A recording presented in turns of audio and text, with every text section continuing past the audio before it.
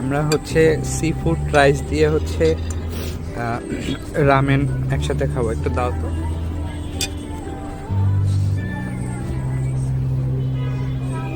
মানে ঝালের উপরে ওভার ঝাল না, এটা অত ঝাল না তো।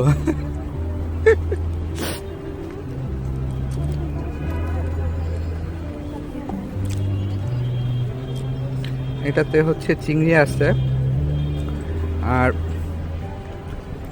এটাও চিংড়ি, আর এর ভিতরে হচ্ছে এই যে স্কুইড দেয়া। তুমি কি আরেকটু স্কুইড খাবে?